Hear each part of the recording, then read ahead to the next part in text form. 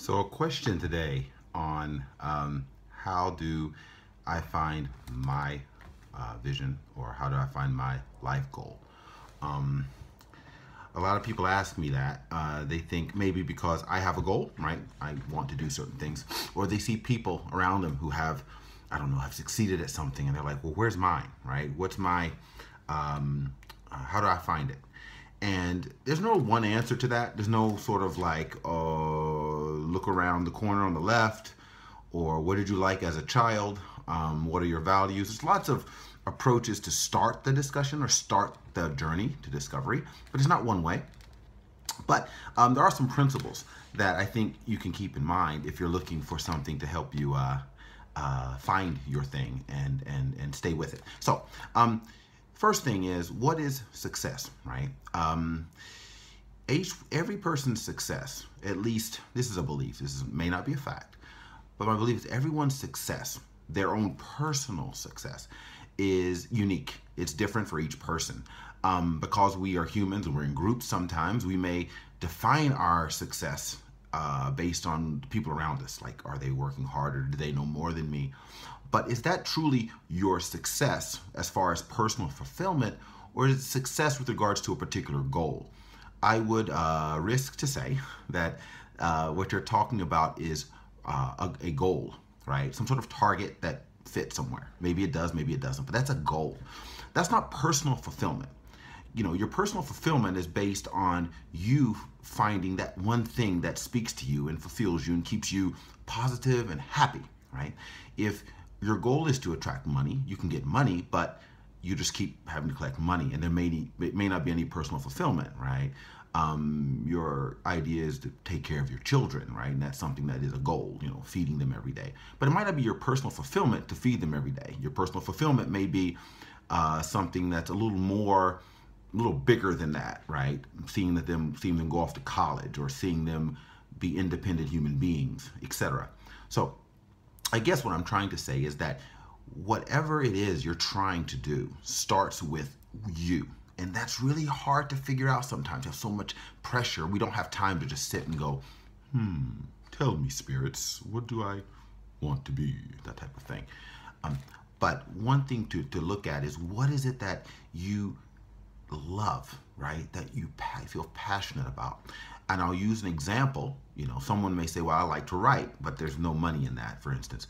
And I'll use an example, a real small example, in order to give you some perspective on this.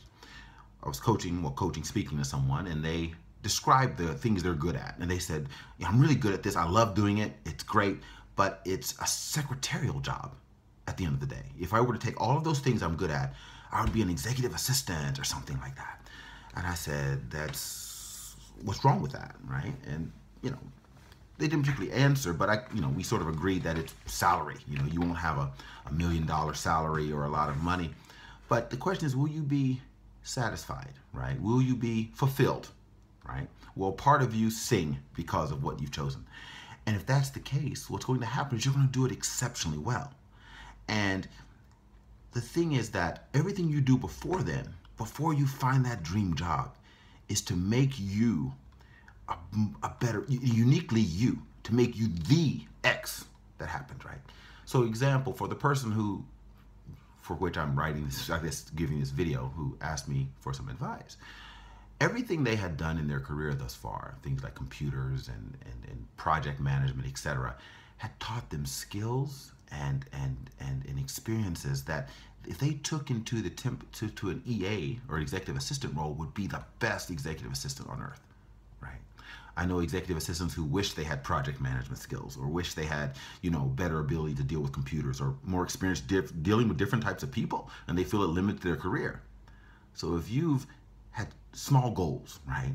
I want to get this skill. I want to become a good PM. I want to be a good mother. I want to be a good this, whatever. Your short-term goals towards that big fulfillment, you're adding to yourself. You're adding to that savings, that when you finally get to that thing that fulfills you, you'll be able to use the breadth and diversity of your experience to be the best you can be. You can imitate people like Steve Jobs and Bill Gates and JP Morgan or whatever, to acquire things, to find a level of success, right? Mimicking what they do, knowing when stocks are going to go X or Y or what the new technology is going to be. But your own personal fulfillment comes from the person you were when you were born, and no one else is that person. No one else has the experience you do. No one else has the chemicals flowing through their brain in the same exact way that turn you on or off. And so your success is uniquely different. And when you say, okay, what is me? Don't look around at the people around you and go, I have to somehow fit in. Have the faith. And it's hard. You will feel lonely when you take a road that is less traveled, when you do something unique, or you try to be yourself. It's very lonely, and you get scared. Like, can I do it? There's not a lot of role models for you. You're the only you there ever has been. And fear is normal. How I deal with it is to really connect with people. Because when you're depressed, when you feel the world's going to end, or you're just not worth living, it's those people who love you, who respect you, who may feel that they get something out of being near you, who boost you up and guide you and help you. And the only way they will help you is if you are truly you. It's hard. Sometimes we need coaching, and that's what coaches like myself are here for. So if you find one, look him or her up, and hopefully they can give you guidance. In the meanwhile, if you're looking to change yourself or just get some experience or get some perspective, please check out my book, Making It in Japan, or check out these vlogs or my podcast. Okay, take care. Have a great week.